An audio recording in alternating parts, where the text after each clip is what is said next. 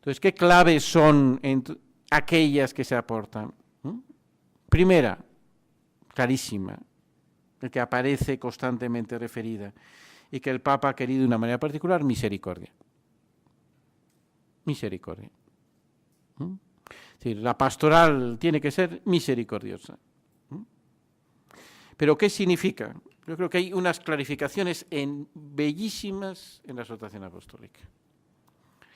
En primer lugar, dice como la misericordia en el ámbito bíblico, y cita Dives in Misericordia, siempre tiene que ver con la alianza. Es decir, la misericordia es renovar siempre la alianza. No es no tener en cuenta las cosas, y se separa por eso totalmente de una mera tolerancia del mal.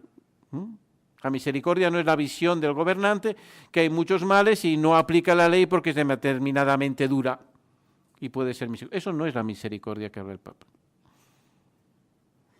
Sino que Dios es capaz de curar las heridas.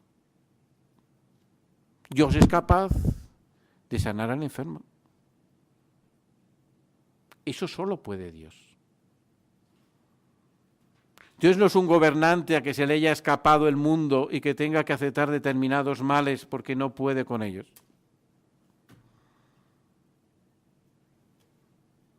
Dios no es simplemente compasivo con lo que sufren las personas, sino Dios es capaz de vencer el mal y de restablecer la alianza donde estaba rota. Es la lógica de la alianza la que comprende la misericordia de Dios. La misericordia es para fortalecer las uniones cuando se han roto. Esa realidad tiene, por lo tanto, que aclara, va a tener un primer referente, que es el amor verdadero. Ciertamente, esa frase, amor verdadero, aparece una y otra vez en la exhortación apostólica, en los capítulos, sobre todo, 4 y 5, como la clave que en el fondo quiere transmitir la exhortación apostólica. Existe un amor verdadero, que es un don de Dios y que es capaz de llevar a plenitud a los hombres. Entonces, recogiendo precisamente todas esas frases en que aparece el amor verdadero, aparece como la clave de interpretación de toda la exhortación. ¿Y a qué tiene que ver? Extrañamente, ese amor verdadero, el Papa lo dirige con a un término que puede parecer culturalmente como tremendamente despreciado y que él da un relieve absolutamente sospechado, y es el término vínculo. De tal modo que para hablar en el capítulo 6 de la preparación al matrimonio, dice, toda la pastoral, ya sea prematrimonial o en los primeros años, tiene como fin la preparación al vínculo matrimonial.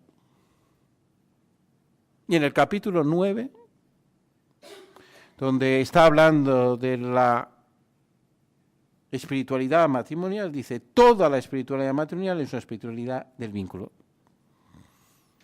Extrañamente, da al vínculo matrimonial una fuerza absolutamente inusitada.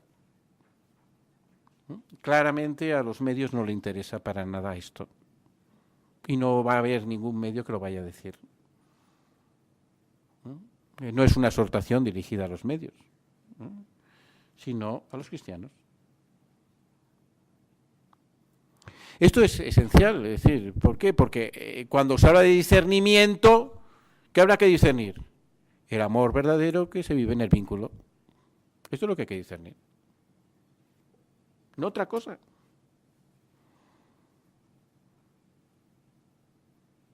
¿Y qué significa eso? ¿Y cómo se puede preparar a las personas? Al mismo tiempo, esa realidad, amor verdadero, vínculo, es también sacramental. ¿Qué es la realidad del sacramento? Viendo un poco no lo hice la exhortación apostólica, pero simplemente la contextualizo un poco, cuál es la realidad del matrimonio en nuestra cultura. Extrañamente, el matrimonio se ha convertido, por motivos fundamentalmente de evolución cultural, en algo casi gnóstico. El matrimonio se convierte en una especie de pacto de voluntades ajeno a la realidad profunda de una naturaleza. Y por eso se convierte en algo meramente privado, que solo tiene que ver con dos, absolutamente intimista, nadie puede entrar en ello, sin ningún relieve social. Esa es la gran debilidad del matrimonio en nuestra actualidad. No es otra. El matrimonio, las personas lo entienden como algo simplemente que tiene que ver con dos, no tienen que ver con más, algo absurdo, y la misma exhortación destaca como una de las dificultades actuales más grandes es que por casarse las personas más mayores existe una dependencia con las familias anteriores que dificulta enorme construir la familia actualmente, y se empieza con muchas roces, porque todo el mundo se acuerda de las croquetas que hacía su mamá, que esas eran buenas y no las de mi mujer, que no sabe hacerlas. Esa realidad, en el fondo, que es separar de una historia en la cual la realidad corporal es fundamental, que es eso lo que constituye el matrimonio con un elemento sacramental. Extrañamente, yo cuando estaba en Madrid, normalmente estaba en una parroquia muy matrimonial, porque teníamos aproximadamente como al menos casi 200 matrimonios al año, y yo llevaba los cursos prematrimoniales, ¿no? Y estaba ahí 17 años, ¿no? Entonces, y yo daba el sacramento del matrimonio a los novios. La realidad es que todo el mundo sabía que era un sacramento, pero no por qué. ¿Y por qué el matrimonio se vive sacramentalmente? Casi ningún cristiano lo sabe. Entonces se toma un dato, pero no se toma una verdad. Claro, se habla es que Cristo y la Iglesia pues se unen como esposo y esposa, pero claro, de eso te parece un cuento de hadas, o sea, ¿qué tiene que ver con mi realidad? Eso es lo que quiere transmitir también la exhortación apostólica. Hay una realidad sacramental, es más, la misericordia sacramental. El gran texto de la misericordia es el buen samaritano, en la cual siempre los padres de la Iglesia, ¿qué ven? Cura las heridas con aceite y vino, los sacramentos de la Iglesia. Los sacramentos es la misericordia de Dios para su pueblo, la cual sana como buen samaritano Jesucristo, aquel que lo necesita, lo carga y lo lleva a cuidar a la Iglesia, le paga su estancia hasta que él vuelva. Por tanto, esa realidad de una misericordia sacramental, donde el sacramento del matrimonio no es ya el último de los sacramentos y parece que por compasión, cuando es la realidad misma de un sacramento que toca el cuerpo. Un sacramento que no es una cosa meramente espiritual, sino que lleva en sí a todo el hombre. Esto es fundamental. ¿Por qué? Porque quiere decir, Dios no está lejos de las personas. Dios se acerca a las personas y las cura.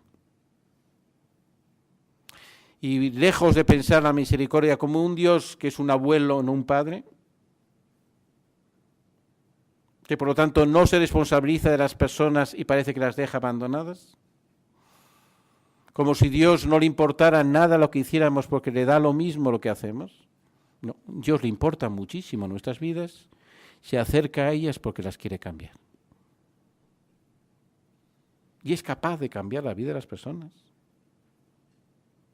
y es capaz de cambiar el sufrimiento en esperanza. Y esto es un principio pastoral fundamental.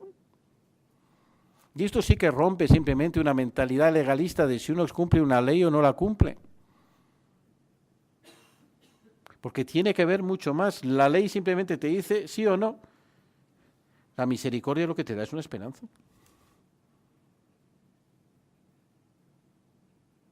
Y esto es lo que el Papa quiere transmitir. ¿Eso a qué efectos?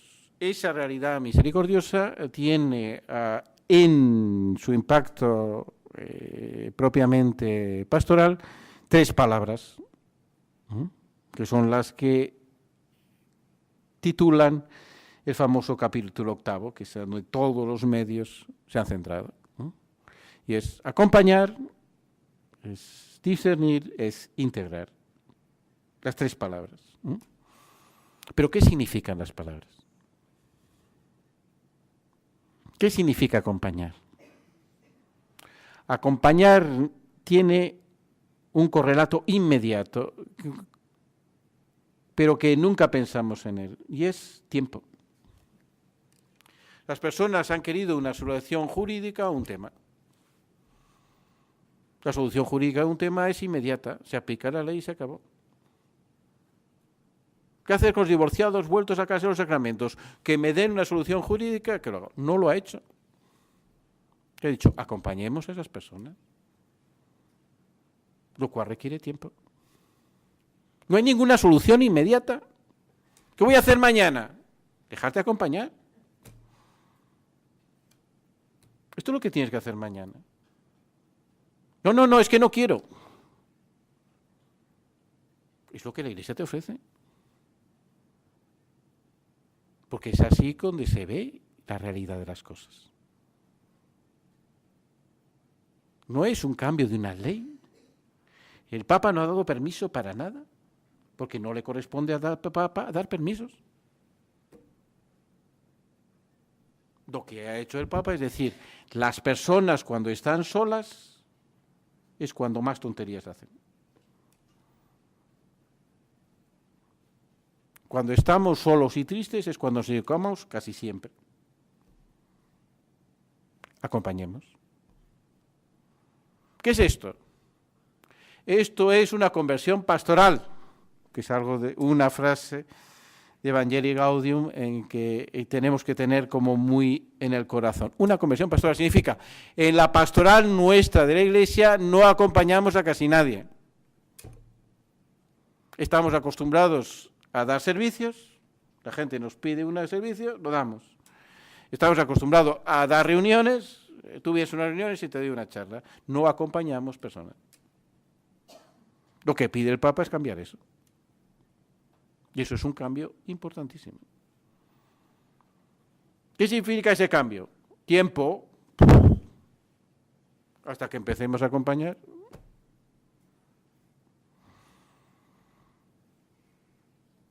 Hasta que haya personas que sean capaces de acompañar. Hasta que realmente sepamos qué significa acompañar. No es tan negativo, ¿eh? ¿Por qué? Existe un acompañamiento natural y esto hará, creo que permite entender perfectamente qué significa acompañar. Yo he sido acompañado. Mi madre me acompañaba a misa todos los domingos. El primer acompañamiento es la familia. En la familia somos acompañados en nuestra vida en un itinerario de fe. El modelo familiar tiene que ser el modelo eclesial para acompañar a las personas. ¿Qué ocurre? Es un cambio radical de una iglesia que es todavía excesivamente clerical. ¿Quién tiene que acompañar? El cura. No. ¿Dónde se acompañan las familias? Otras familias. Porque tienen amistad, porque conocen de verdad, porque están mucho más cercanas, porque naturalmente tienen determinados vínculos que ayudan ciertamente a vivir con esas familias. Eso es acompañar.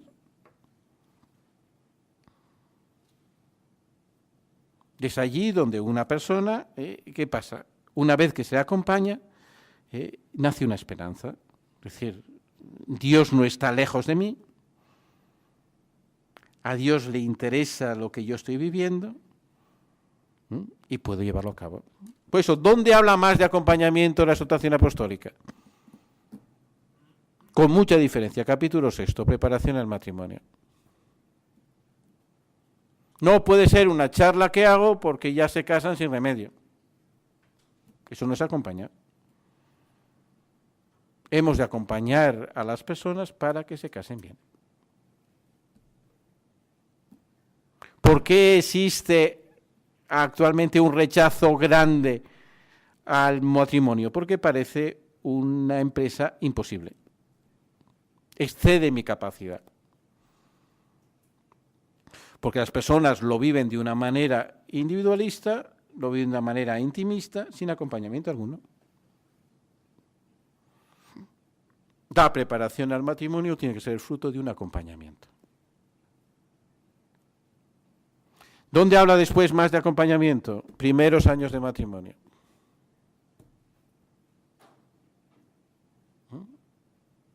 ¿Por qué? Resulta verdaderamente farisaico, no se puede decir de otra manera, decir que atendemos a la situación de ruptura cuando el motivo de la ruptura no lo intentamos curar. Cuando más del 60% de las separaciones se producen en los 7 primeros años de matrimonio. Ante lo cual la Iglesia generalmente no hace nada.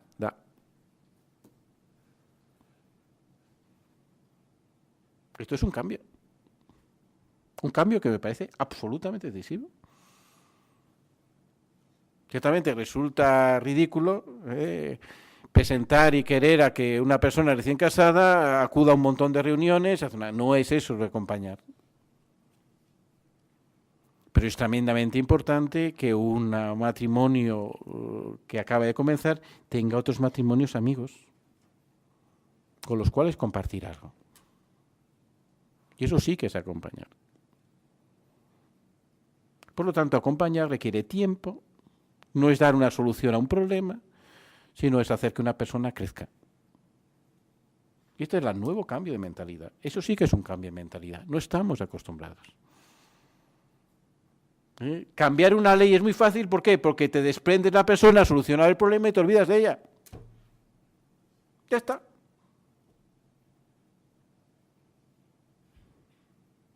No es la solución.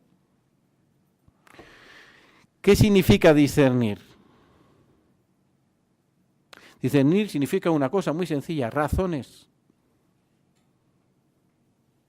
Obrar sin razones es obrar irracionalmente. Extrañamente, y eso es una de las partes que la exhortación apostólica insiste más, en el fondo tiene por primera vez desarrollado un tema afectivo. Ya habla de los afectos, al menos tiene 5 números habla de los afectivos, que tendrán correlato a los 6 números que hablan de formación afectivo-sexual, en la cual da, por lo tanto, una importancia decisiva diciendo, en el fondo no son palabras explícitas, pero aquello que hay que transmitir es muy claro. Tenemos como problema un sujeto emotivo. Y la gran dificultad es que las personas se casan con una concepción de amor meramente romántica, y se casan con una estructura personal meramente adolescente.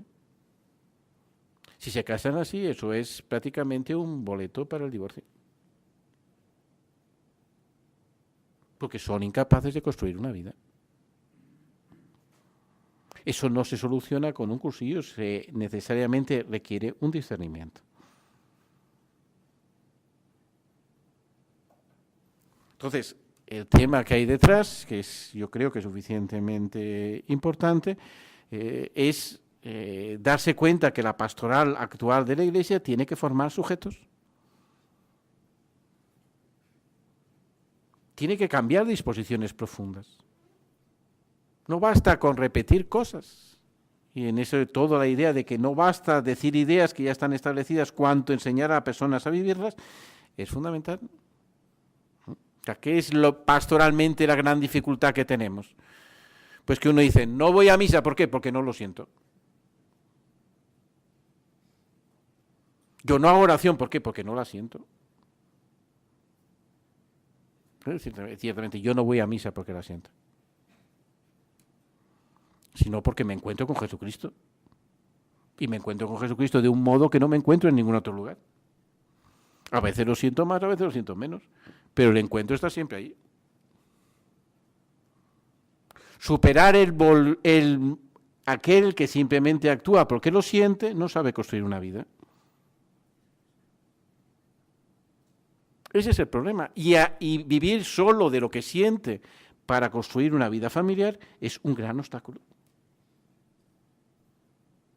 El sujeto emotivo tiene grandes obstáculos para su vida familiar. Este es el motivo pastoral primero que requiere un discernimiento. Hay que obrar por razones. ¿Qué son las razones de obrar? Preguntarnos el por qué hacemos las cosas. ¿Por qué actúa así?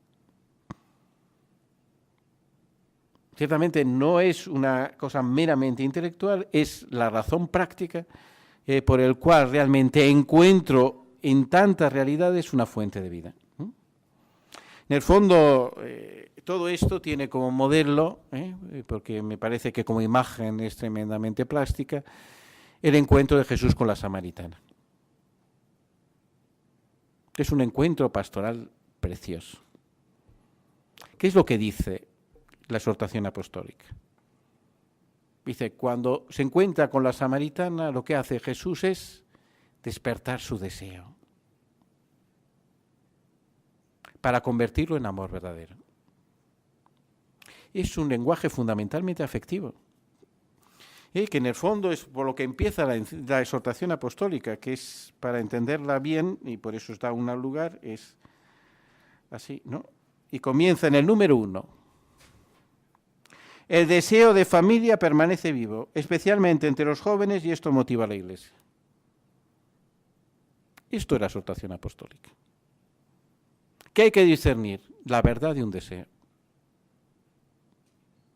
La gente desea la familia. No como idea, sino como realidad. Un ejemplo que hice yo en Madrid en esos 17 años. Siempre presentaba a los novios que estaban ahí presentes, que había naturalmente de todo, de gente que no iba a misa a su primera comunión con toda paz, y tanta gente ya viviendo en convivencia, diciendo, yo, si en una folio os presento todas las normas de la Iglesia sobre la familia, todas, sin saltarme una, pero os digo, si firmáis este papel os va a ir bien. Estoy convencido que todos lo firmaríais. En 17 años nadie me ha dicho que no. ¿Qué significa? Aquello que la Iglesia propone es una cosa estupenda. Que una persona te quiera toda la vida es un invento maravilloso. Es lo que desea todo el mundo. El problema es que no se lo creen. El problema es que no creen que sea posible. Es otro problema. Acompañémosle. Ayudamos a discernir un deseo que tiene todo el mundo. Y veamos que es un deseo de un amor verdadero. Y es ahí donde se sentirán ayudados y se sentirán capacitados y podrán vivir una vida plena. Es lo que hizo Jesucristo con la samaritana.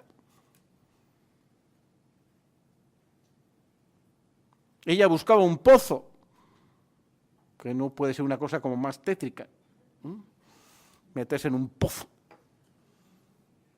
Y encontró una fuente que saltaba hasta la vida eterna. Ese es el deseo. Esa es la manera de discernir el amor verdadero. Que son las razones.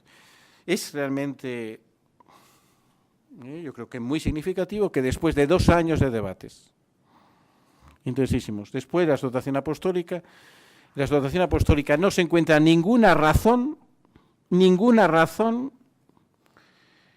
para que un divorciado en una nueva unión pueda acceder a la comunión sin más. Ninguna. Conozco todas las razones que se han hecho, la que Casper propuso de una tolerancia pastoral, la que Cheretti propuso desde una interpretación patrística, la que proponía Hering desde una aceptación de la práctica ortodoxa, de lo que propone Petra desde la muerte del amor, lo que propone Sokhenov desde la teología me sale en italiano, di fallimento, pero creo que se entiende muy bien. Ninguna ha sido recogida. Y lo importante, por lo tanto, es decir, ¿qué discernimos? Las razones para orar. Esto es discernir. Y lo último es integrar. ¿Qué significa? Que no es un proceso individual, es un proceso eclesial. Entonces no es simplemente hacer cosas cuando realmente vivir una profunda comunión, ¿no? Estas son las claves. Ahora me abro a vuestras preguntas, pero ¿qué es el tema que podemos salir? Que como el Papa tantas veces ha repetido, él abre procesos. No da soluciones cuanto abre procesos. Esa idea que él ha repetido muchas veces, que el tiempo es superior al espacio, no se refiere a un hecho meramente filosófico que tendría muchas cosas que decir, que no, cuanto en sentido que vivimos procesos en nuestras vidas. Lo que quiere abrir es un proceso eclesial, en donde el mismo proceso abierto puede dar una profunda novedad, ¿no?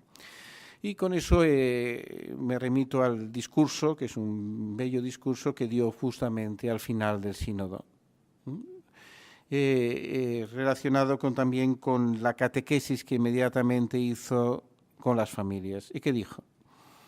Ha terminado el sínodo, pero no termina el camino. Seguimos caminando. Si sínodo significa camino común, el camino común lo hemos emprendido.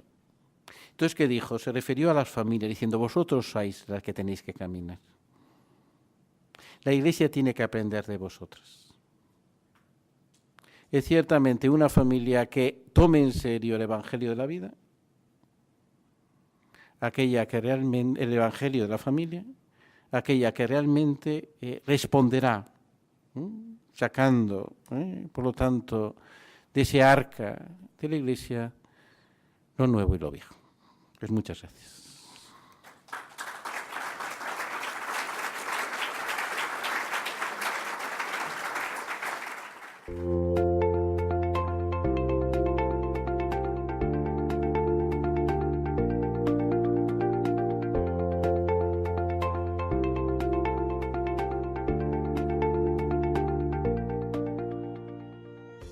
O sea, me preguntan que vaya al pensamiento del Papa. Creo que fundamentalmente, y eso que es una interpretación fundamental, una cosa es lo que piensa el Papa y otra cosa es lo que el Papa enseña. Y tenemos que ver no tanto lo que piensa el Papa, que puede pensar lo que él quiera, cuanto lo que ha enseñado. Y eso es lo que hay que interpretar. O sea, tenemos que, digo, por motivos históricos, la figura del Papa cambia mucho en la historia, ¿no? Y ha sido a partir de la desaparición de los Estados Vaticanos donde ha comenzado algo que antiguamente era inconcebible, que era una devoción al Papa. Antes no existía la devoción al Papa para nada. El Papa era una figura dentro de la Iglesia que se aceptaba totalmente, pero que no despertaba ninguna admiración, sino que se entendía que era necesaria para la Iglesia, ¿no? Es decir, y entonces, a partir de ese modo en que la Iglesia el Papa ya no es un gobernante y que por lo tanto tantos motivos de desafección al Papa desaparecieron, porque hay todas partes, sobre todo en Italia, en el cual el afecto antirromano es total, precisamente por eso, aquellas que pertenecían a los estados pontificios. El tema fundamental es, él tiene una misión de Pedro. ¿Qué transmite? No lo que piensa, sino lo que el Espíritu le dice, y eso es lo que transmite. Tenemos que ver lo que enseña. Yo creo que esto es lo fundamental. Ciertamente ha habido muchos signos, muchas cosas a lo largo de las cosas en las cuales él ha hecho. La Iglesia vive de la enseñanza de Pedro, no del pensamiento de Pedro. Yo creo que eso es esencial para entender eso primero que hemos dicho, una interpretación verdaderamente eclesial.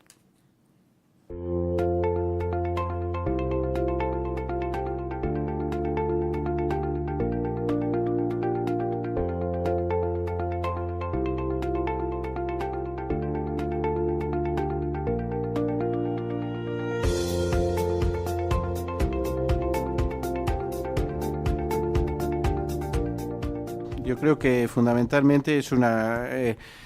cuando salió ya el título Amoris Laetitia, al menos lo que se comentaba por ahí en Roma, de decir, esto parece, al fin y al cabo, en cuanto a títulos, como una especie de combinación de pocos elementos en cosas, ¿no? Cómo meter el gozo en distintas palabras, pero en distintos documentos, y evangelio y amor, y al final te sale lo mismo, ¿no? Por lo tanto, que hay una profunda continuidad en un intento de evangelización. Creo que el tema de la evangelización es fundamental, diciendo, y por eso lo que hay detrás es el evangelio de la familia. La familia es un auténtico evangelio, ¿no? Con lo cual yo daría una fuerza especial, que creo que el Papa lo quiere, pero yo todavía daría más fuerza. ¿En qué sentido? En que el primer documento de la Iglesia que habla de familia en la historia de la Iglesia es el Concilio Vaticano II. Entonces se ha hablado en los documentos de matrimonio, no de familia. ¿Por qué se habla? Porque en el Vaticano II aparece como el primer problema en nuestra sociedad. Antes de la guerra, antes de la economía, el primer problema de la familia. En eso el Vaticano II fue profético. ¿Qué quiere decir? Inmediatamente después los problemas de la familia han aumentado exponencialmente. ¿Qué significa esto? Que actualmente una familia gozosa es un auténtico evangelio en nuestra sociedad. Es un testimonio absolutamente claro de que se vive el evangelio. Y por lo tanto, lo que me parece es la familia es en la actualidad el punto de contacto entre la Iglesia y la sociedad. Esta es la realidad. O sea, la familia es donde la Iglesia está en la sociedad. Pero esto que en realidad, por parte de la Iglesia como institución, no nos hemos enterado. La pastoral familiar todavía es generalmente marginal. Los temas de familia generalmente nunca aparecen en la predicación. Una familia con problemas no va a la Iglesia a resolverlo. O sea, yo creo que la gran tragedia es esta. Cualquier pobre en cualquier lugar del mundo sabe dónde acudir. Una familia con problemas, no. ¿No ve en la Iglesia una ayuda? Extrañamente, no. Pero es así. Entonces, esa realidad de vivir el Evangelio de la familia es donde la fe es vivida, donde se supera la tragedia de la separación entre fe y vida. Y por eso es creo que lo que de la exhortación apostólica debemos salir es lo que el Papa decía en una de sus catequesis, es sobre la familia, diciendo la alianza entre la Iglesia y la familia. La Iglesia necesita de la familia para ser un evangelio creíble. Creíble en nuestro mundo. Porque entendemos que es un evangelio vivible. Que eso es lo que despierta realmente el deseo y es capaz de llevarlo adelante.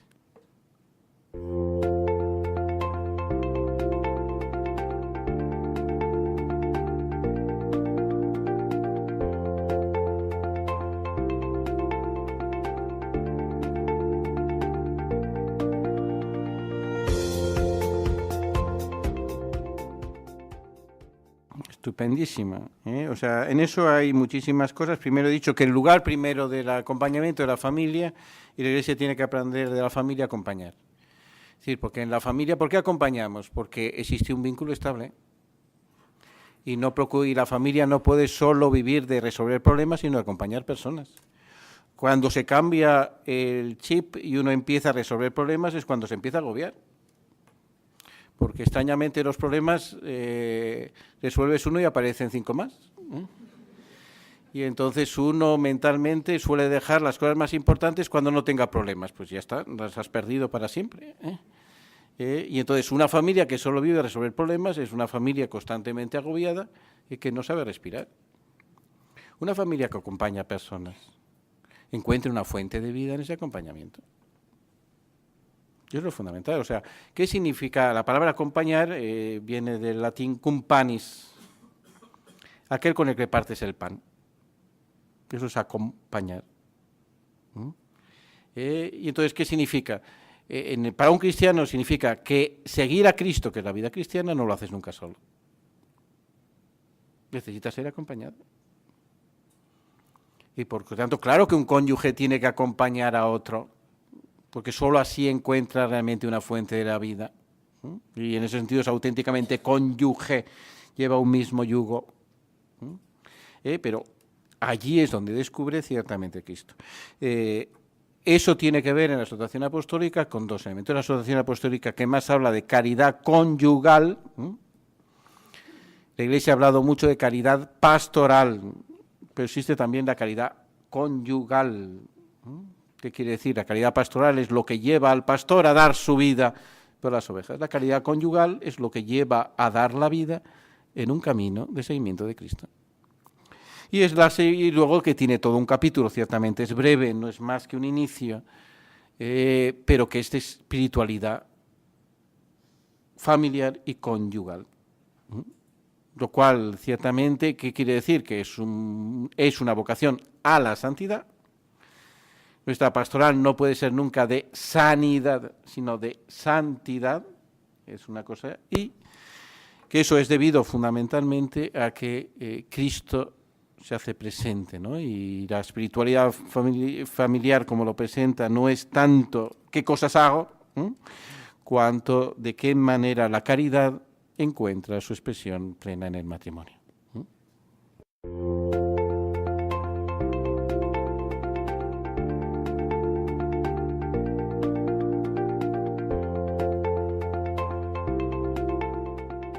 Exactamente. No, en eso creo que hay un camino natural, que es precisamente que es entre decir te quiero y decir si quiero. Ese es el camino. Le decimos muchas veces te quiero, en catalán te estimo, que queda muy simpática. A decir sí quiero, son 2 cosas muy distintas, requieren un proceso. Lo que hay que persona que dice a la otra te quiero, hay que decir, enseñar sí quiero. ¿Qué es la diferencia? Para decir te quiero no digo te quiero a cualquier persona, es evidente. No voy por la calle a decir te quiero, no, porque sería una cosa espectacular. Pero decir te quiero, uno tiene que mirarse por dentro y ver que no es un afecto cualquiera. Hay algo especial que quiero comunicarle. Y no solo hay que mirarse por dentro, sino hay que mirar al otro y decir cómo se lo digo. Porque lo tiene que entender bien. Tengo que explicar que esa palabra sea verdaderamente significativa. Y por eso generalmente no lo dejamos solo a las palabras. Tiene que haber algún gesto por el cual se entienda que aquello que digo tiene su valor. Todo eso ya es un discernimiento de los afectos. Y eso es importante ahora hacerlo. Esto se ha perdido mucho. ¿Por qué? Porque ahora mismo ni siquiera se dicen te quiero. ¿Comprendes? Realmente muchas veces hay una prueba sexual sin tener que decir te quiero sin nada. O sea, el amor y la sexualidad incluso se han separado. Ahora ya no se llaman novios nunca hasta que no han pasado 3 o 4 años probándose un poco a ver si lo son. Solo se llaman novios los niños porque tienen que jugar a eso. Pero es así. ¿Qué quiere decir? Hay que recuperar el valor de las palabras. ¿Qué hay que decir? Que realmente uno quiere sentirse querido de verdad. Entonces, al decir te quiero, ¿qué comienza? Al decir te quiero, y la otra persona tiene que decir que sí, que no, y se crea un vínculo. ¿Y el vínculo qué es? Ya es más que un sentimiento. Los afectos crean vínculos, y los vínculos crean obligaciones. Por lo tanto, el amor no es mera espontaneidad, sino que tiene que ver con cómo respondes a las obligaciones de los vínculos. Esa es la amistad. La amistad es el ejemplo más claro de obligaciones que nunca van a expresarse con leyes, pero que uno se siente obligado porque es tu amigo. Porque existe un vínculo afectivo. Y eso llega a decir, sí quiero. Cuando uno dice sí quiero, no dice a su propio afecto. Que es en cambio lo que tantos novios, cuando dicen sí quiero, se están mirando a sí mismos. ¿Cómo va a decir sí quiero lo que siento en ese momento? Eso es ridículo. Estás diciendo sí quiero a un plan de Dios. Que es otra cosa. Es que ni siquiera es un querer, es recibir un don. Y eso es precisamente lo que el acompañamiento puede ayudar enormemente, porque estás discerniendo la verdad de un deseo.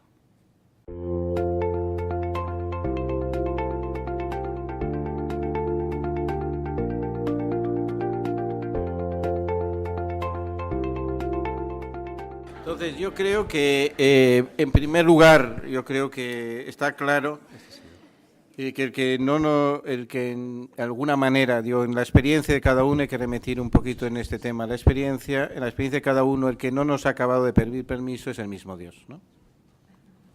Es el que se ha entrometido en nuestras vidas, ¿eh? Y entonces, ¿qué es entrometerse? Entrometerse yo no creo que es tanto cuanto encontrarse. Y cuando habla el Papa de una cultura del encuentro, significa realmente tenemos que encontrarnos las personas, y para eso hay que pasar de un simple formalismo de qué bien estamos, ¿no? Por eso el tema del emotivismo es un tema, es el gran tema. Y cuando estoy hablando, Alasdair MacIntyre, este famoso filósofo, uno de los más importantes éticos de todos estos últimos 50 años, pues él lo vio clarísimamente. El gran problema de nuestra sociedad es el emotivismo. Las personas obran solo por sus emociones y no por razones. Entonces se mueven de manera utilitaria en las cosas externas, pero se mueven de manera totalmente emotiva en las internas, y eso destruye sus vidas. Ciertamente os hacía los años 80, en donde la figura sociológica eran los famosos yuppie, que trabajaban como locos y vivían como locos, y la consecuencia es que acabaron todos en esas cosas. No se puede jugar con los afectos, porque uno se rompe. Y ciertamente todas las rupturas en ese motivo de la alianza pues se deben en gran medida a un emotivismo que hay que curar. ¿Pero eso qué significa? Ya termino. Significa educación. Nuestro sistema educativo basado simplemente en el concepto de autonomía crea personas emotivas,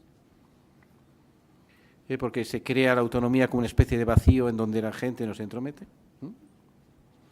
Nuestra manera de incorporar a las personas a los procesos fundamentalmente sociales crea personas emotivas, y ciertamente no tenemos todavía en la Iglesia asumido la cuestión grande, que es la que esta exhortación presenta, de cómo formar un sujeto cristiano de un sujeto emotivo.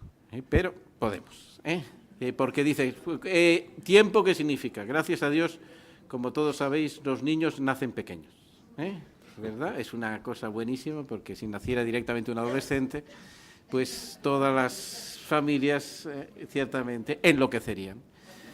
Entonces, esto nace pequeño, pero tiene una gran vitalidad y podemos hacerlo crecer.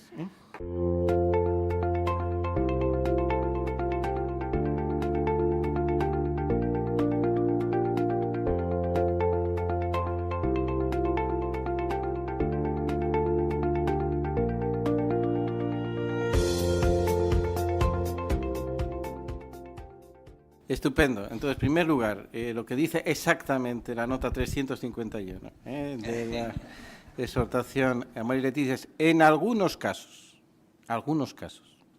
no dice cuáles. Las referencias son situaciones irregulares, algunos casos. Podría, condicional, no dice qué condiciones. Con la ayuda, no dice recibir, de los sacramentos. Eso es la nota famosa. Es la nota famosa. Es decir, yo creo, como ejemplo de claridad no sirve. Por eso es. Entonces, ¿qué significa? Que ciertamente pongo algunos primeros criterios que me parece facilísimamente. Antes ha citado a pie de página textos legislativos. Es decir, con eso él se apoya en textos legislativos que dice precisamente como en el caso de los divorciados en Nueva Unión, no basta, por consiguiente, la mera presunción subjetiva de estar en estado de gracia para poder recibir la comunión. Por lo tanto, el criterio anterior no se puede aplicar a este caso. Entre algunos casos, desde textos legislativos, no se puede aplicar. Primera cosa. Entonces, ¿a qué se refiere? Lo que se refiere fundamentalmente, yo creo, para no entrar ciertamente en casuística, significa a otro tipo de situaciones en las cuales una persona, por un motivo interno, no comprende suficientemente una ley, por lo cual se puede, en algunos momentos, hacerla. Como no, ¿por qué no ha expuesto más? Porque no ha querido más. Por consiguiente, precisamente lo que es importante en el criterio de coherencia anterior que expresé, las mismas fuentes a las que acuden ayudan a decir en qué casos, ciertamente, y como en el caso en el que constantemente se pone, que es el caso de los divorciados en una nueva unión, dice, no se puede aplicar lo que esa nota dice, no se refiere a ese caso, es lo que se puede decir. Muy bien. Bueno, muchísimas gracias, doctor Brezsova, y a todos ustedes por venir aquí. Y nada, con esto damos ya por concluido el acto. No.